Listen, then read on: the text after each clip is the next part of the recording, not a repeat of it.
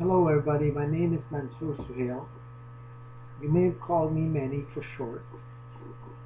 I'm an accountant operating out of Scarborough, Ontario, and I specialize in taxes for Canada and USA. Please note, this presentation is for educational purposes only. Topic of my presentation today is tax jurisdictions.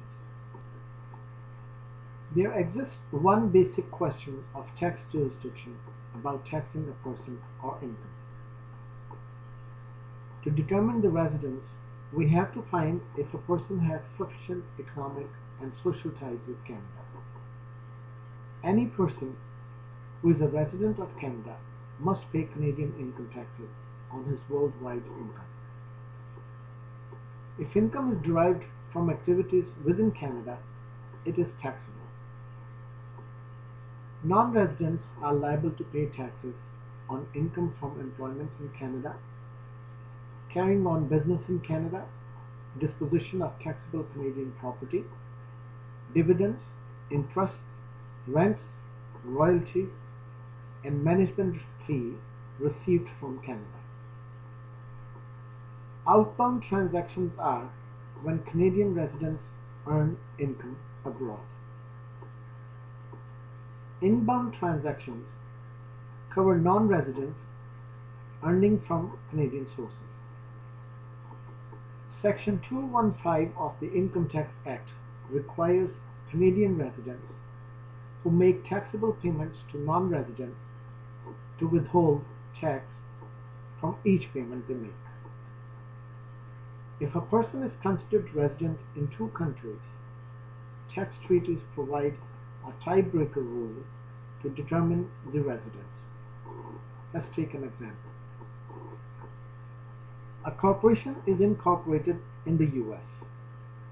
It has its central management and control in Canada. Under the common law of Canada, this corporation is a resident of Canada. But according to Canada-US tax treaty, this corporation is a non-resident of Canada. On the basis of its non-resident status, due to Canada tax treaty, Canada and US tax treaty, it can avoid the withholding obligation under Part 13 when it pays investment income to its American investors. Let's talk about changing residence. If an individual or a corporation ceases to be a resident in Canada, it will change their tax liability. Under Section 114 of the Income Tax Act, non-residents are not taxed in Canada on foreign income. Under Section 128.1, Section 4, Para B, a taxpayer who ceases to be a resident of Canada is deemed to have disposed of each property at fair market value before ceasing residency. Real property or capital property used in business through a permanent establishment in Canada, if sold at gain, the gains are taxable in Canada irrespective of the taxpayer's residence. Interpretation Bulletin IT-221R3 of Canada Revenue Agency summarizes many factors in determination of residence status of an individual. Following are some factors that can help determine residence in Canada.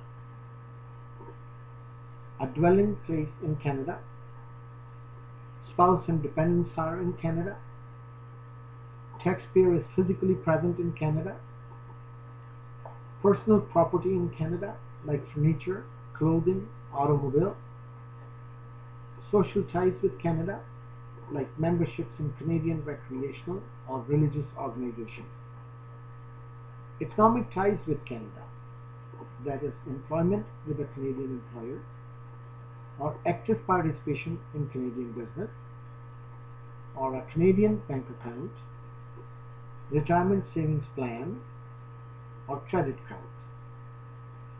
Landed immigrant status, a valid driver's license from a province, a vehicle registered in a province of Canada, retention of a Canadian mailing address, post office box, safety deposit box, or newspaper or a magazine subscription. Let's talk about some general concepts. A taxpayer is a person, a corporation, or a trust. Partnerships are flow-through entities, and income or loss of a partnership is allocated to its partners. Any corporation that is incorporated in Canada or has central management and control in Canada is considered resident of Canada. A place of effective management is a place where most senior person or group of persons make its decisions.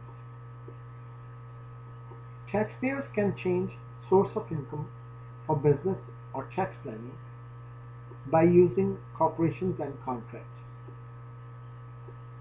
Business income earned through a corporation becomes dividend income to shareholders, and the territorial source of the dividend income is the residence of the corporation, not where the corporation earns the income. As a general rule, sale of real property is located at the place where the property is situated, and merchandise trading is located at the place where the sales are completed.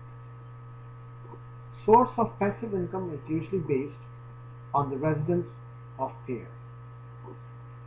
If a foreign company carries on business in Canada, it can deduct expenses like interest, rent, and royalties. In this case, Canada is the place of economic activity and source of income. For dividends, if the corporation's income is earned from Canadian branch, the dividend it pays are not Canadian source. I hope you enjoyed this video. My name is Mansoor Suhail. You may call me Manny for short. And once again, I'm an accountant operating out of Scarborough, Ontario, and I specialize in tax for Canada and USA. Thank you very much, and have a good day.